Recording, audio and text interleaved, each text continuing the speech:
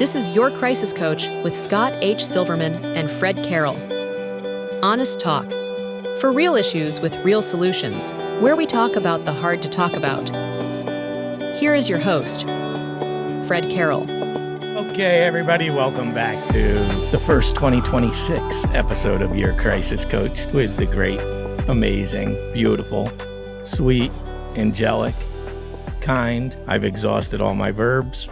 Scott H. Silverman. I thought he was talking about me. No, not yet. We've already went down this road with Gwendolyn because I've never met a Gwendolyn. So I said that makes her the worst one I've met and the best one. So she's equal. But we do have a guest, Gwendolyn, today.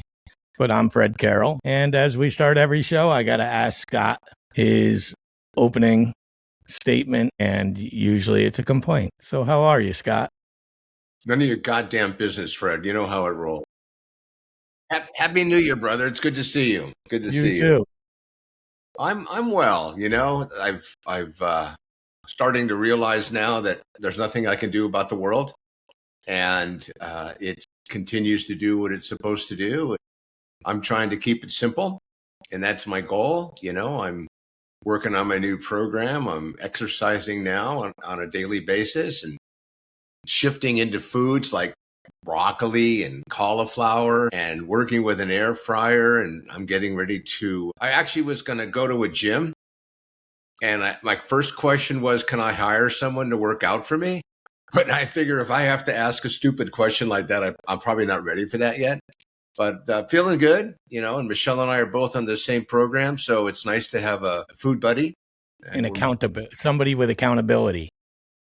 Well, no, because I can manipulate her and she's an enabler, but somebody who can share the change part of it and understand and have empathy. So yeah, but we help each other, and it's fun because it's kind of given us a new, I guess, hobby level of interest, and it's been great. It's a new year, and I don't normally have New Year resolutions, and it's exciting actually, to be honest with you. Maybe you see it in my face. I've lost a few pounds. Yes. And I'm doing it slowly. And, you know, for someone who suffers from a compulsive, obsessive addiction personality, doing anything slowly in moderation. That's my long answer of something positive. And I apologize for that. Well, that's good. You know what I do? I take whatever you can't eat and I eat it. And that's who we are. I just had for lunch, because it's lunchtime where I am, I just had 4 slices of pizza and an Italian ice, a cherry Italian ice. Where'd you get the pizza? It was Modern Pizza, which is ranked as one of the top in the world pizza places. It's down the street. We got a lot of pizza to choose from here in Connecticut, in New Haven area. So the 3 go-tos are Sally's, Pepe's, and Modern. But there's also many, many pizza places do not last if they're not good around here. So it's a different, they're all, I'm a Modern guy. I like Modern. So it is a pizza war, but I'm fine. Everything's good. We couldn't do last week because I had to do an emergency run with my daughter. How's she doing? Listen, I'm an enabler. You know, she asked me to do something. I'm sorry, what was your answer to that question? How's your daughter? I'm sorry, what'd you say? Yeah. How's my daughter? She's great because I had to drive for 8 hours, 4 hours there, 4 hours back to Pennsylvania for her while she just slept and read her phone and stuff. You know, so she says, "Daddy, can you?" And I say, "Yes." Oh, was that the missed flight thing that she had? No, that was a whole different ball game. We're on the new and better things now, bigger and better. And she's a grown up. This is an adult. This isn't a child. But she knows, just like my kids know, the minute they say they're hungry, something's going to arrive at their house. It's who I am, and I'm not going to change because it makes me feel needed. And that's my addiction, feeling needed. Well, we definitely need you, Fred. Thanks. Well, thanks, Gwendolyn. So why don't you introduce Gwendolyn while Gwendolyn's here? Well, this is Gwendolyn. Hi, Gwen. Well, hello. Gwendolyn, tell people, you know, we have 4 fans, and Perfect. 3 of them are still incarcerated. So we hope when they get out, they'll talk more about us. But Tell us how you know me, if you want, and then tell us a little bit about you, because there's a lot of things about you I don't know, but there's a lot of things about you I do know, and I'm going to let you choose what our guests are going to pick on, and I'm excited to hear what you have to say. So welcome to the show, and thanks for being here. And take it away; it's all yours. Cool. Thanks, Scott. Well, I'm Gwen, and I am a member of Alcoholics Anonymous, and I live in Seattle. And I know you, Scott, from a recovery meeting that we attend online together. I've never met you in person that I know of, but we've both been around a while, so we may have seen each other in San Diego at some point. I'm originally from San Diego. My dad was a member of a group down there, and so I got to share some sobriety with him. 15 years, in fact, so that was groovy. Let's see, what else do you want to know about me? Well, guess what? It is my AA birthday week, actually. I, by the grace of God, will be celebrating 28 years on Friday. That's January 16th, 1998, which is crazy. That's so last century, right? Though that wasn't the last day that I drank. My last drinking day was actually Christmas 1997. A nice warm Budweiser in a can, 10 o'clock in the morning, like a good alcoholic should, with a guy I didn't know. Perfect, right? And didn't know that was going to be my last drink, but it turned out to be. But didn't know that pot counted until I went to an NA meeting and I heard a drug is a drug is a drug. And so back then, when you would go to meetings, they would have you put in your name and your home group and your sponsor. You had all this, all this information that nobody needs to know. But they did that, and the gal that I went with, she was a fellow sponsee, a sister sponsee of my sponsor. That was her sobriety date, so I asked her if I could use it, and because I knew I had quit smoking pot by then. So anyway, look at that. That's a lot of information. What else do you want to know? I'm in a band because as Fred said, Seattle, we're all about music because it's so depressing up here. It is a cold refrigerator right now, and we have band practice today, so that's a good thing. Yeah, so in a band with my husband, and I have a new career at the ripe old age or young age of 54. 55 this. I'll be 55 this year. I started working as a massage therapist about a year and a half ago. So I know. I mean, 50's the new 30, right? I mean, it's kind of incredible. I hope so. Well, and and that has a lot to do with being sober and being able to make a different choice and pursue something that seemed totally out of reach. So that's pretty cool. Yeah, otherwise, I have two home groups. I have one online, the one that I know Scott from. I have an in-person meeting, which is a new old meeting of mine. I finally committed to something in person. It's the Jaywalker group of Alcoholics Anonymous here in North Seattle. And we meet on Saturday nights at 8 p.m. It's a meeting that was actually started by my husband a million years ago, although that's not his home group anymore. We switch it up, but I'm back there. I get to be sponsorship coordinator, which if anybody knows what that is, I just help if there's a new person and they have a question about sponsorship. I get to help guide them in the right direction, hopefully, and help them get hooked up with someone to take them through the work. And I do the work. I have, a sponsor who lives in Colorado that I get together with via telephone every 3 or 4 weeks. And then I have some sponsees that I do some work with. And it's just, having been around a while, I have changed it up. Still use mostly AA approved material, but sometimes we dive into some other stuff.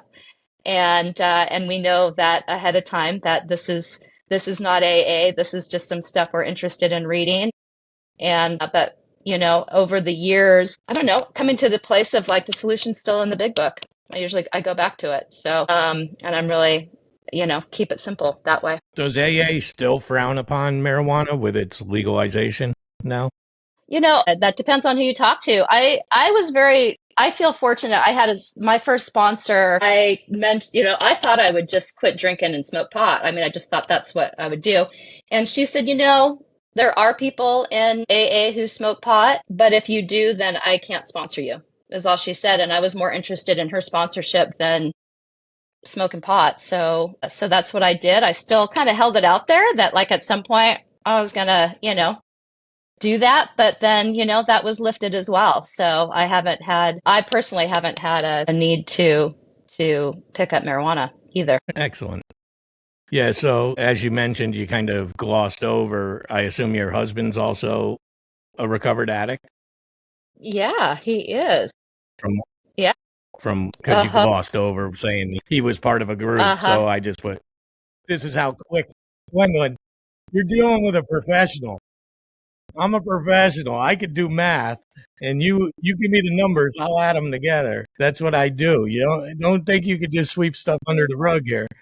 But yeah. So first of all, I got a quick question. Sure. What kind of music do you play? We play punk rock music. What do you play? Excellent. I actually have a punk rock channel. Oh, you do? A pretty successful punk rock YouTube channel called Headbangers History. Okay. And every Wednesday I do hardcore and punk rock. Okay, so let's talk after this because I want to get hooked in with that, and we'll talk more about my husband. Yeah, it'll be fun. Yeah, Scott's a big, I do my easy listening Fridays for Scott. I do a little Neil Sedaka and, stuff of his speed. And I'm trying to get him into the young bloods and all that stuff, but he gets nervous, and listen, he's elder at this point. So Scott, if you can you hear me? You hear me, Scott? Scott hears me. Can you ask some questions? I know you like to go into the first question. Yeah, if Fred's really into the music scene, and his whole thrust is around music, and he's written numerous books. So there might be another portal for you there as well, Gwen. So Gwen, when you kind of just quickly mentioned, oh, my husband and I are in a band, that's really cool. So what do you do in the band? What does he do in the band? He plays guitar and sings, and I also sing or scream, as it were. And I write, and we write together. So when we first got together, we did a little, what old punk rockers kind of slide into is Americana. So we would do old Hank Williams Sr. songs and wrote some country stuff that way. And we had a little thing called Poe and Tater. It was pretty sweet, and just the two of us. And then he's always played music. He's stayed in it this whole time. And then it wasn't until 2019 that his buddy Joe asked if I would do some backups. At that time, our band sounded it was more garage rock. And so, but I came in and kind of did some backup. And then Joe had to make the big decision whether, because his wife was ready to move out of Seattle. So he had to make the decision on whether he was going to divorce his wife or the band. And he chose to divorce us. And so that's when I just sort of slid right up into the front there. And, my main duty is to not like Yoko Ono the band and try and take it over, but let my husband still have a say on how the music sounds. So, but now we are faster, louder. It's good. I like it. So that's. And how many people are in your band? 4. Wow. Yeah. And you perform how often? About once a month. Is that something you get paid for as well? No, not these days. I mean, we're on the geriatric tour, so we just do. We do the places that let the old punks still play, and it's basically pay to play, right? We might make $20 for the band. You know what I mean? You can't use your bar tab anymore. No, I just give those away. Give those away, and the free drink. The amount of time that it takes to set up and all. I mean, we don't have roadies. So, but it's, it's like skiing. It's an expensive hobby and we love it. So that's what we do. So Scott, just so you're aware, I know you're not as into the hardcore scene, for instance, hardcore /punk punk would go into the 70s, 80s would bring in a hardcore, a little faster and more aggressive. It was very political, very politically based genre. But there was a straight edge movement Yeah. to it also. I hated And it those guys, really, though. God, I hated those guys in the 80s. because you weren't straight. You weren't straight edge yet. But Scott, these bands would demand that their followers were sober, 100% sober, and they could not follow the band if they were not. It was like a traveling AA meeting. It was worse. There was no movement. attraction. It was all promotion. It was terrible. Violence. There was violence, and stuff. And what was the thinking, and how did they control that? They'd make announcements They and were say, if you're under the hardcore fans, and only because I deal with it every Wednesday, if I make a mistake or an error, believe me, I get hammered for it. I get hammered. And I don't know, I was alive during the hardcore movement, but I didn't partake in the hardcore movement. So everything I do is research-based. There's thousands of bands, hundreds of thousands of hardcore bands, DIY type musicians. And it was about speed, noise, violence, political, all that stuff, aggression. It was very aggressive. But if I don't mention a band that this listener I don't even know wants me to mention, they hammer me. And I'm like, it's a 10-minute video. How could I mention every single band or get in your head? It's quite debilitating. But for purpose of this show, the hardcore did have a straight edge. There was a straight edge side to it. Very anti-alcohol, anti-drug. Well, and it was that kind of black and white, rigidity that actually pushed my husband out of punk rock back then. I mean, he was just like, I'm done with it. I don't want to be political. I just want to have a good time. We just want to play some music and have a good time. And so it is interesting how any sort of movement or whatever, when it starts getting rigid like that, then it's that promotion, not attraction, which, hey, let's circle back around to AA. That's what keeps me in AA, is that's part of our principal structure, is that it's attraction, not promotion. Yeah, hardcore also was very localized. So you had DC versus New York versus Cleveland versus Boston. It was it was like sport almost. It was like music and sports mixing together, where you had rivalries. Yeah. That were created, but DC was the big movement, and for political reasons, at least, the Bad Brains and bands like that. So I know Scott, so little about this. It's really fascinating. Gwen, you mentioned that you don't sing. You said you scream. Tell me what that means. That's kind of funny. I vocalize, right? So, I mean, it's funny because I'll play in the punk band on Saturday, and then I'm singing my sweet little song, my little hymns on Sunday. I'm still in the church band too. So it's I'm not a professional singer, as it were. I've had little teaching and mentorship in that as a kid, really. And so I don't have the loud scream, but it's the vocalization, just getting the voice out there. I'm learning more. And in fact, that's actually one of my goals this year, is to perhaps get a vocal coach and get into more of the rock voice. Excellent. So, Gwen, getting back to the main focal point, yeah, take us back to young Gwen and give us a little history of where your addiction began and possibly why it began. Well, I mean, the why is because I'm alcoholic. I have a abnormal reaction to alcohol no matter what. So, but I my first drink was innocuous. I mean, it was a little wine at Thanksgiving dinner with my dad and my aunt and my cousins. And I was probably 14.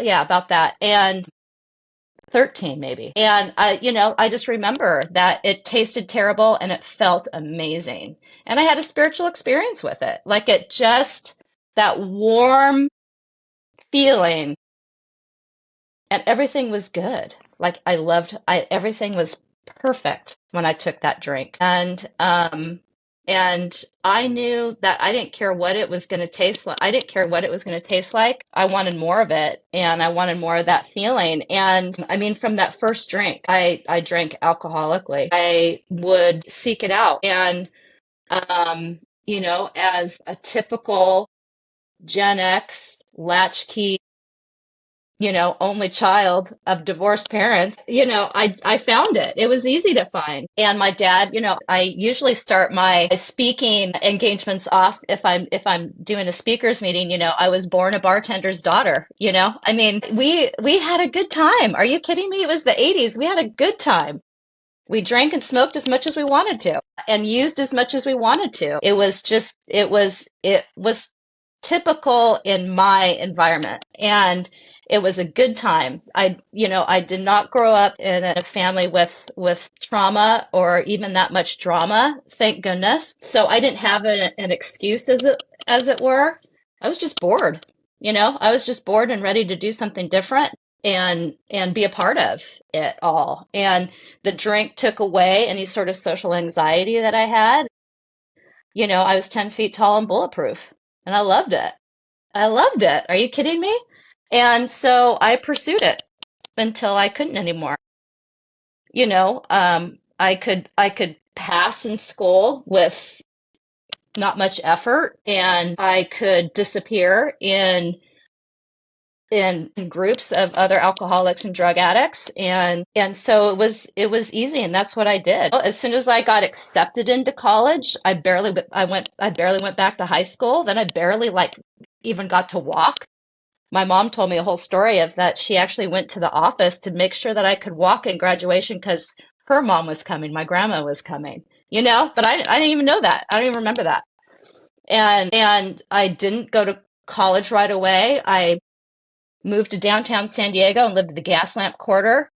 We lived in these artist lofts above the wig shop on Fifth and Market, and I lived the bohemian lifestyle. You know what I mean? I just went where it was and didn't have a television, didn't have telephone. My mother couldn't find me, and I lived with artists. I was not really one, but I lived with them and would cook for them and do all, whatever. I was just a part of that. And then moved to Seattle because it was just time to move. It was time to get out of there, and moved up to Seattle with doormat Charlie, who was a drug dealer who looked like Jerry Garcia. And we moved up to Seattle and lived in a house with 8 other people, because that's what you do when you move to Seattle. You live in a basement apartment with 8 other people in the U District. And that's just what I did, and got into the restaurant business. It could easily disappear in the restaurant business. Worked as a chef, and that's just what I did until I couldn't do it anymore, until I was 26 and doormat Charlie was like, I can't do this anymore. And I was like, kind of like, who the hell are you? But it was Christmas morning, and I was tired enough and worn down enough. The best that I could get was, as far as sobriety was concerned, that October in 1997, I tried to quit drinking. And the best that I could get was drink non-alcoholic beer by the 6-pack and smoke pot all day. That was it. And I did that for like 2 weeks, and then I just went right back to it. So I don't know. That's just what I did. That's just what I did until by the grace of God, something changed. And I took doormat Charlie up on his offer, and I called AA. Actually called the Ballard Swedish Hospital to let him know that I asked him if I said I might have a problem with alcohol. I looked it up in the phone book because it was last century. I looked it up in the phone book. So since you mentioned non-alcoholic beer, and this question came to mind because I've been listening to Dak Shepard, for instance, who is a recovered addict, created a non-alcoholic beer, and other people have also. What are your feelings, both of you, on a non-alcoholic beer? I don't know. I'm not really interested, and it's none of my business if other people like it. So what do you think, Scott? Well, it's an interesting, if it's being used as a replacement. Let me go back to your earlier point about marijuana. Fred, I think you asked the question, and I think, Gwen, you mentioned that people are in the program who don't drink but smoke marijuana it's like people who are in the other fellowship of, for example, Narcotics Anonymous, who will continue to do cocaine but won't drink. And the theory behind the disease of addiction is if you take anything mood altering in your body, the odds are you're going to go back to what brought you to the original problem, the disease itself. So, like I remember when near beer first came out and people started drinking it. And then it turns out there was a small percentage of alcohol in it. And I'm about abstinence, but I'm also about medication assisted treatment and harm reduction. So, we actually see people who come in and need help and say, you know what, I can give up the alcohol because it's wrecking my life, but the marijuana helps me sleep at night. And that's a tough customer, but we'd rather have them sit and learn about what the different upsides and downsides are, meaning, meet people where they're at, because ultimately, if someone gets enough information and it's not working for them, then they'll pivot. Just like a diabetic who is eating the wrong foods is causing their blood sugar level to go crazy, or someone who has a heart problem who's eating the wrong food and it's causing them complications. So that's the way I look at this is, if health-wise it's not adding value, then why would one do that? Of course, taking it from a guy who, would eat pizza every day and pasta, but physiologically, I had strong outcomes in my testing with my doctors over the years. So other than the fact that I was, 150 pounds over my goal weight at a point, and my doctor said, you're going to live a long time, but you won't be able to walk on those legs and those hips. So if you're okay with, spending your golden years in a wheelchair, keep doing what you're doing. And it made me think. So I took some different options around it. So that's a kind of a long answer to it, but I think people have to really learn on their own. And there's a huge push right now with people who are, they're kind of poo-pooing Alcoholics Anonymous, the Fellowship of Recovery, and they're making statements. I'm trying to get a guest on, Fred, for us now, that a woman who really was adamant about not going to the program for a variety of reasons, very common, and things have gone really well for her, which I think is kind of an enigma. Most people don't. Somebody who drinks 6 or 7 glasses of whatever every day, 7 days a week, more than likely, if they taper down to 3, they're going to get back to 7. So that's the science behind it. But as far as substitution goes, in marijuana today, and I'm going to close with this, is 90% THC. When I was smoking it back in the day, it was 6, 7, 8%. So it's different today. People are hallucinating. People are jumping off roofs. And knuckleheads are lacing marijuana and vaping pipes with fentanyl. So it's a whole different world today when it comes to people that are picking something up and looking into, wanting to find a way to anesthetize themselves. So it has to be a decision someone wants to make because something's not working in their life. But sometimes it goes too far and they lose their own life in that journey. One pill can kill. We've talked about that a lot, Fred. So, yeah. I don't know if that helps or not, but I worry about people making uninformed decisions. And I understand the whole concept of anesthetizing oneself and what that's like to be numb, and whether you're happy, sad, or glad. Yeah, the damn kids today, Scott, will never know what it feels like to have that seed pop in your when.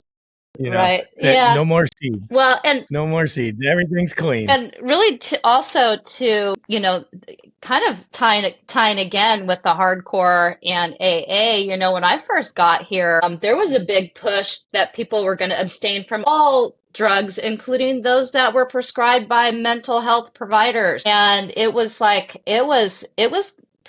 scary. And I was on that bandwagon for a half a second until I was like, wait, I'm not a professional and I don't know what my sponsee is experiencing. I'm not a doctor.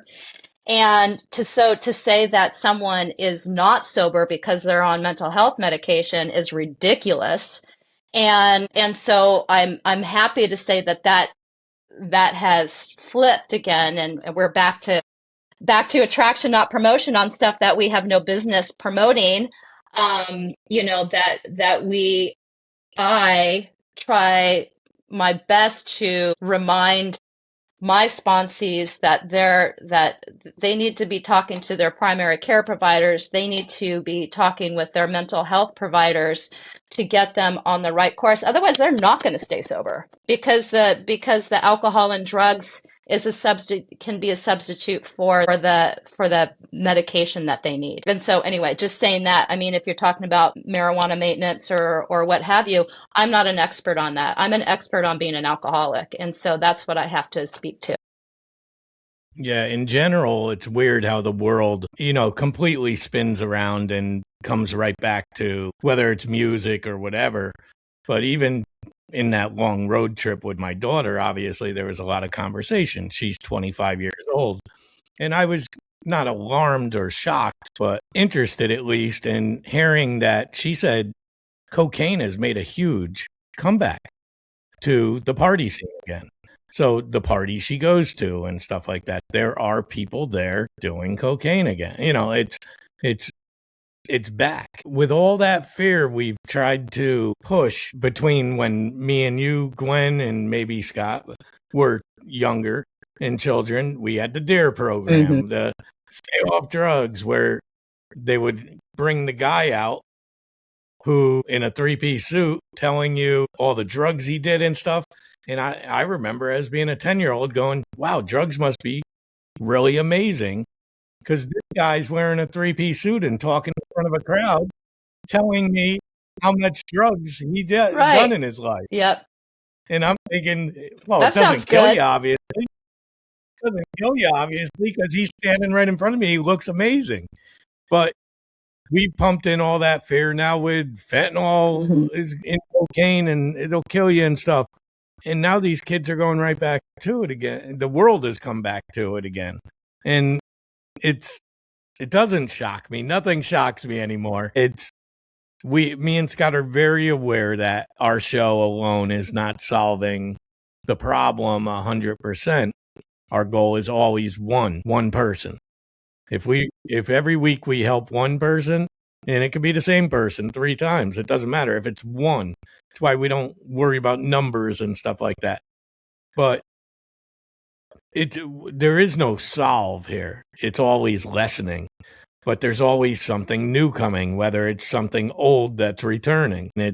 I'm glad my daughter does talk to me openly about this. Now, I'm not putting her on a lie detector and stuff. Of course, I ask the parental questions of whether she's partaking in any way. She swears up and down no. She's also an adult. I don't have that much control. All I have is the voice, and luckily I had her locked in a car, so she had to hear my voice for 4 hours. So those are the moments I take advantage of as a parent. Yeah, it is different. What do you think? My kids are really honest with me too. In fact, my daughter came to see us for Christmas and was telling me about, she's very upfront. She's like, I'm going to go get high now. I'm like, okay, great. And at some point I was like, oh, she had mentioned that she had smoked some pot to do her essay, her time off, and anyway, I mean, I'm not. She's not, because she's not the addict. She's You're not the addict. Yeah. She's not. She's not the addict. She's using it. She has other stuff. We all do. But, it's like, okay, all right, cool. I'll keep my mouth shut. So what was the rule? What you thought was the rule at the time of smoking, if you studied high, you had to take the test high, was really just the addict before you met her. That's what that rule was really for. Your daughter's showing you that, no, I'm not the addict. Right. I don't need to smoke to do this or this and that. And that's where the eye-opening parts come in. It's interesting. Yeah. And my son he's in another program, and as he was kind of trying to suss through some stuff, he let me know that I needed to stop talking AA recovery because it wasn't the same. And so I had to stop talking about AA recovery and my experience and whatever. He has to have his own experiences and on his journey, and it's not the same. Does, without divulging his specific, since he's not the guest here, but is there a parental guilt carried with addiction when your child becomes an addict? Sure.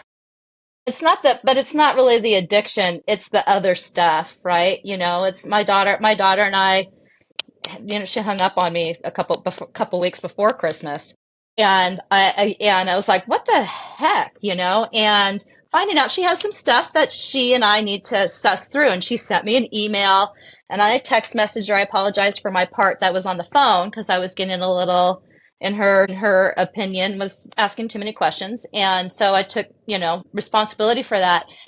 And at first I was like, what the heck? I'm her mom. I can't ask her these questions.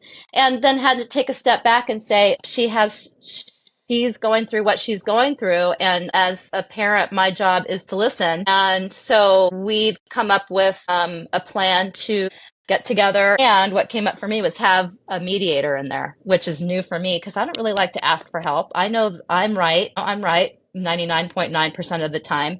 And she should know that, right? And so getting the mediator in there because we're just emotionally charged. We love each other so much and we want to be good for each other so much. We've got some codependency that way. I want to show up just right for her and she wants to show up just right for me. That then we start butting heads. And so again, by the grace of this program, of my recovery, being able to go, okay, wait, maybe I need some help here. And so maybe have my husband be the mediator. They have an awesome relationship and I know that he can be neutral in it. And anyway, so yes, there's guilt in the other stuff, the other codependency stuff, the other just, that they've had to grow up with a mom who just has weird social skills more than I'm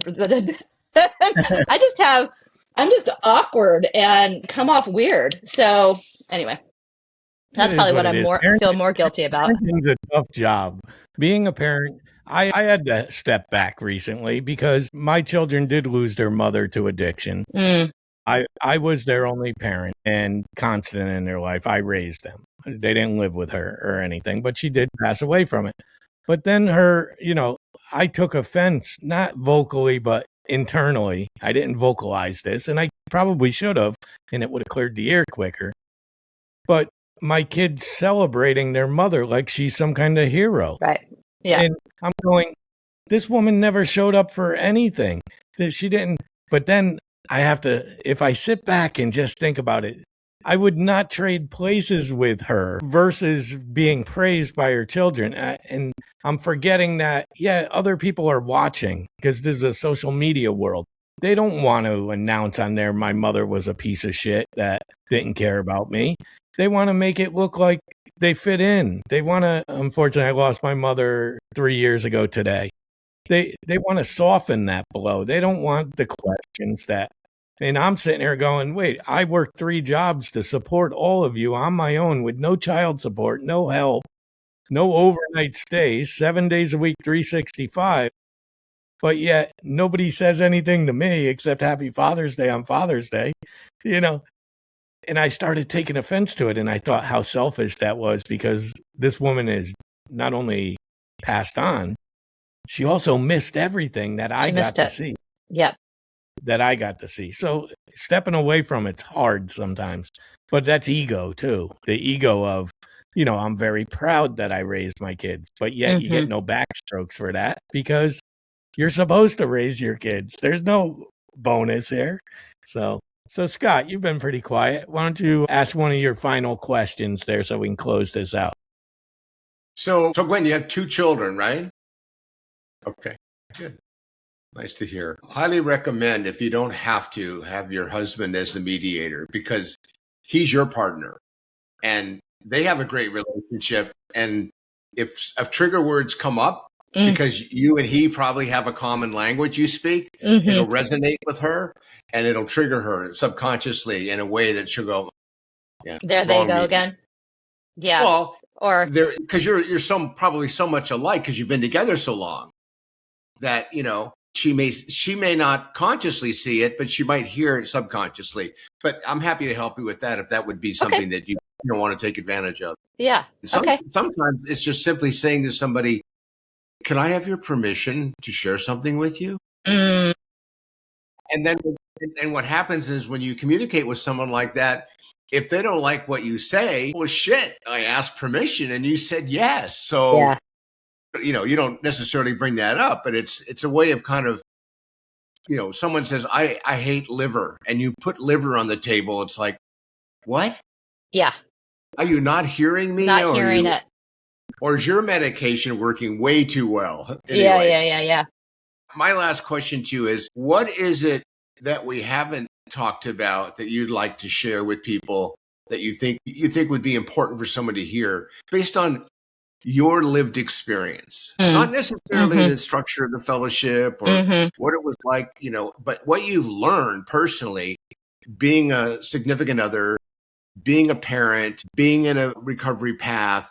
And you sound very mindful about who you are and what you do and how you react to things. And that's important, I think, for other people to hear, that it's okay not to be okay, and it's okay to be okay. So from your perspective, what would you want to share? That a good sense of humor goes a long ass way. I mean, a long fucking way.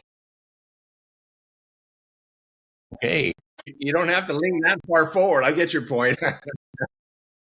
That was emphasized. Yeah, you know, because it's the immediacy that is my, you know, is my biggest selfish point. I want it right now, whether it's a drink, a drug, validation, or a spiritual experience. I want it when I want it, and I want it now. And so being able to temper that with a good sense of humor of, but of course you do. But of course you do. And so with that acceptance, being able to just let things be a little bit. I think in Alcoholics Anonymous, one of the things that may put people off sometimes is this always got to be do it. More sponsees, read more. And that's not where I'm at in my recovery now. I gotta just let it go. You know, the surrender is the bigger thing. Receiving the gifts that I have, loving the stuff that I do have, not being so worried about the stuff that I don't. And that's where that, you know, a great sense of humor comes in. I'm just exactly where I'm supposed to be. And, you know, my circle of influence is small. Being okay with that. My big ego wants to like blow up the world and be there. And God just says, nope, this is it. And love it. And love it. It is interesting, Gwen, you had mentioned previously about being awkward in social environments and stuff like that. Do you think drinking that had something to do with drinking, in the sense of, did you feel less awkward when you were drinking? Well, sure. I mean, yeah. Same with being funny. Did you feel funnier, more fun, funnier, all those things? Absolutely. Yeah. And, you know, now I'm just funny looking. So that's pretty cool. And you're bohemian. Sure. You know, I wrote a song when I first got sober about tequila. And it was all about being that 10-foot tall and bulletproof, you know, please bartender, don't pour me another round. My brain is gone. Oh, I can't even remember it. But anyway, all it was, you know, it's just, I do want that awkwardness to go away. I want to be confident. I want to be sure of myself. And I want to be the smartest, funniest person when I walk in the room. And what I've found is that I am, in the most humble sense, without being drunk. Yeah. In a humble sense of when I let down my guard, in my vulnerability, that's when I'm funniest. In my vulnerability, that's when I appear wise, you know, and I might actually be of service to somebody else. That's pretty cool. So your strength was your weakness. Absolutely. That's what it comes down to. You just are, I think it's just a natural aging thing. You're willing to accept the quirkiness now as who you are. But when you were a child, you can't accept it because you don't have enough education about it, and you found a solution to it. It's so unique. As you could tell, one of the reasons, you know, you had mentioned you'd never met Scott Neither have I, and we've been doing this 6 years. And that's a unique thing. But the other unique is I'm not an addict, and I partake in this. And a lot of it we didn't know this would work, Scott and I. We just knew we liked each other and got along and we know when to talk, and we're professional enough in the right moments and loose enough in the others. But it really does create a yin and yang, because I don't agree with everything Scott says and vice versa. I'm sure what I say, but we learn from each other and bounce off it. So the relationship has grown that way. But it's also unique that I don't know what it feels like. Like, I could go to the bar right now and have 2 drinks and Right. still come home and be productive without a third drink. It's hard to understand. It's hard to fathom. And that's the difference between you and I. When you have a few drinks, you start feeling out of control. When I start drinking, I feel absolutely in control. Right. And the more I drink, the more in control I feel. Even though technically you're more out of control. Right, but I feel more in control. And the truth about my drinking is one drink is a tease, and 2 just pisses me off. I'm not interested in 2 drinks. That sounds terrible. That sounds terrible. Why would I ever do that? Why would I ever do that? Stephen King writes about it a lot in his memoir that he wrote. And one of the things he said that drove him the craziest would be being in a restaurant and walking past a table where the people had left, but yet there's a beer that's half full. He said it would drive him nuts because Absolutely. He says, why even order the beer if you're not going to get the high from the beer? It drove him nuts. Even when he was in full-blown, he was drinking 16 tall boys a night. And this is while he's prolifically writing books that he still can't remember to this day even writing, because he was so high on cocaine and alcohol. But at the end of the night, if there was 2 beers in the refrigerator, he had to pour them down the drain before he went to bed, because they would call his name in the middle of the night if he didn't. That's how he describes his alcoholism and stuff. But it's so interesting to me, the human element of it, because we get to meet great people like yourself and see. Hopefully what our show shows people is that it is possible. There's possibility out there. Your life's not over now. It's just beginning now. Absolutely. And again, I want to reiterate that, it's not because I'm socially awkward that I drink. I drink because I'm an alcoholic. I have an abnormal reaction to alcohol, period. There are lots of different things that you can do if you have, awkwardness. That's secondary. It's the fact that when I take a drink in, I have an abnormal reaction. And that is like I just described, that I all this from going from feeling out of control in my life to in control. And when I take that drink, and I have an abnormal bodily reaction to alcohol. I don't know the full science behind that, but I don't process it the same way. Like I want more, and I have the mental obsession that more is a really good idea. Yeah, it's an allergy. You're allergic to it in a sense that it does something differently to you that does to other people. Right. By the way, I know we have to wrap, Fred, but one more thing I want to point out is you mentioned about the parenting thing and going on, but only 15% of the country suffers from some form of addiction that will erupt over the next year. And what's interesting is that particular 15% will impact 9 out of 10 people negatively every single day. Other people, normal people who don't suffer from that, they have the same issues with their family.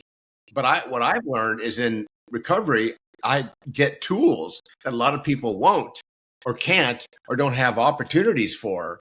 And that's when you hear people talk about how they're grateful that they're in recovery, because there are people with lived experience in the rooms who will share things with you won't hear in a normal environment. So there's an upside to that, what I call the social model, especially with people who have been there and done that, and they have that lived experience they can share in an honest, safe environment. So that's something that I think is important to think about as well. So Gwen, what a great time today.